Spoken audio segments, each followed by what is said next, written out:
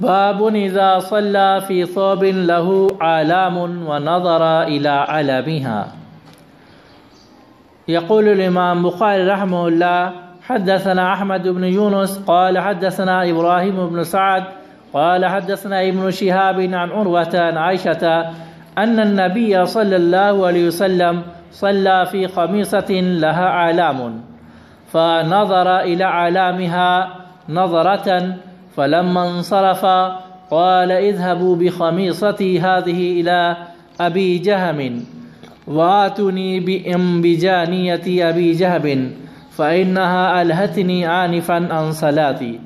وقال هشام بن عروة عن أبيه عن عائشة قال النبي صلى الله عليه وسلم كنت أنظر إلى علمها وأنا في الصلاة فأخاف أن تفتنني. باب ہے کہ آدمی ایسے کپڑے میں نماز پڑھ رہا ہے جس میں دھاریاں ہوں، پٹے ہوں، اور پھر اسے دھاری اور پٹے کی طرف اس کی نگاہ جا رہی ہے، تو پھر کیا اس کی نماز ہوگی یا نہیں ہوگی؟ امام بخاری کہتے ہیں کہ ہم سے حدیث بیان کیا احمد بن یونس نے، انہوں نے کہا کہ ہم سے حدیث بیان کیا ابراہیم بن سعد نے، انہوں نے کہا کہ ہم سے حدیث بیان کیا ابن شہاب نے، اور عروہ سے روایت کرتے ہیں امائی عائشہ سے کہ بے شک نبی کریم صلی اللہ علیہ وسلم نماز پڑھے، ان نبی صلی اللہ علیہ وسلم صلی فی خمیصۃ، ایک کپڑے میں، ایک قمیص میں، لہا علام، جس میں دھاریاں تھیں، ایک مربع کپڑا تھا جس میں دھاریاں تھیں، چوکور دھاریاں تھیں،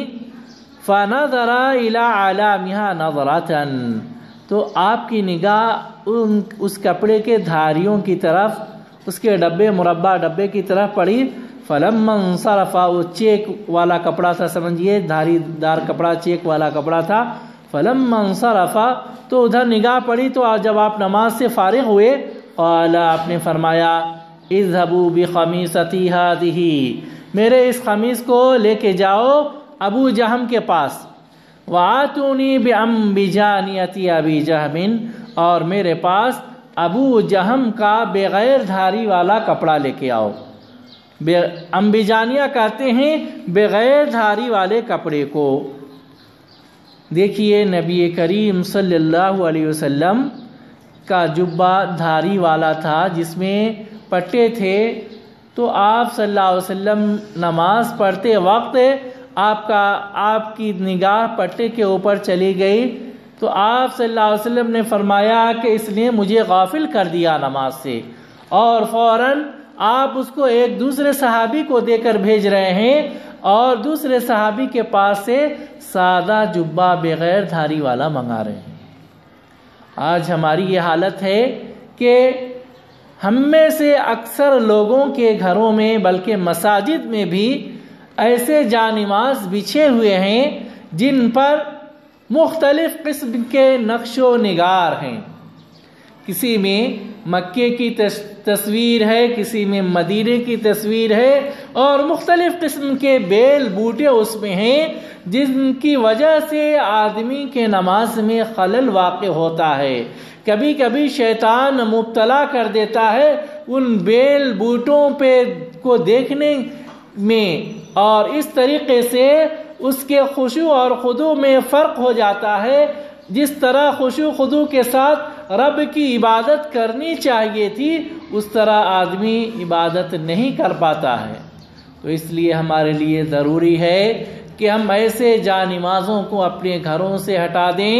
اپنی مساجد سے ہٹا دیں، اور نہیں تو ان جانمازوں کے اوپر سادہ وائٹ کپڑا ڈال دیں۔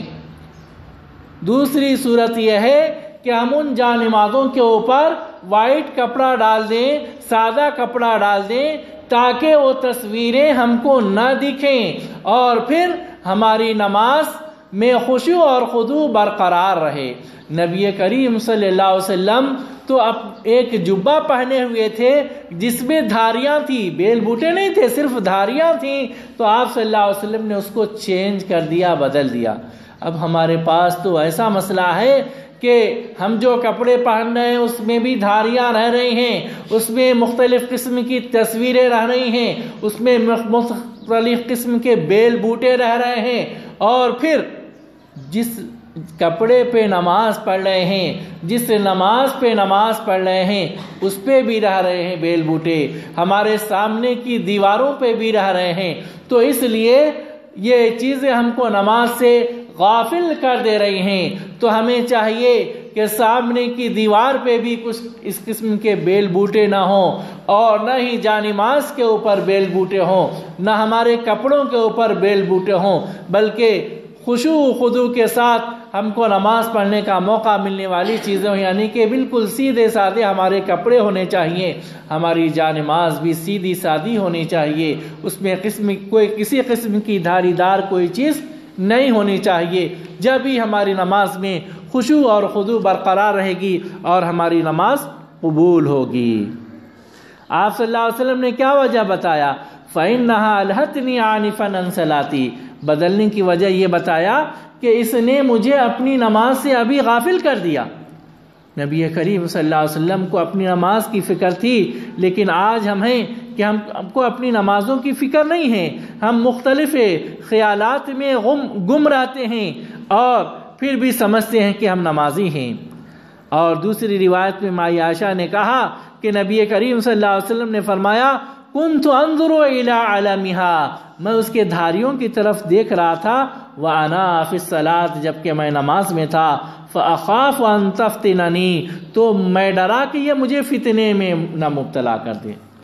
تو آج ہم کو اور زیادہ ڈرنے کی ضرورت ہے، کیونکہ نبی صلی اللہ علیہ وسلم کے پاس تو صرف دھاریاں تھیں، لیکن ہماری جانمازوں میں بیل بوٹے لگے ہوئے ہیں۔ تو ان جانمازوں کو یا تو ہم بدل دیں، ان کپڑوں کو یا تو ہم بدل دیں، یا پھر اس کے اوپر سادہ کوئی چیز ڈال دیں، سادے کپڑے ڈال دیں، تاکہ ہماری نماز میں ہم وسوسہ سے بچ سکیں۔ اللہ رب العالمین سے دعا ہے کہ العالمین ہم تمام کو صحیح ڈھنگ سے نماز پڑھنے کی توفیق عطا فرما، اور ہماری جانمازوں کو یا تو بدلنے کی توفیق عطا فرما، یا پھر اس کو سفید کپڑے سے ڈھانپ کر کے صحیح ڈھنگ سے خشوع و خضوع کے ساتھ نماز پڑھنے کی توفیق عطا فرما، اور ہماری نمازوں کو قبول فرما۔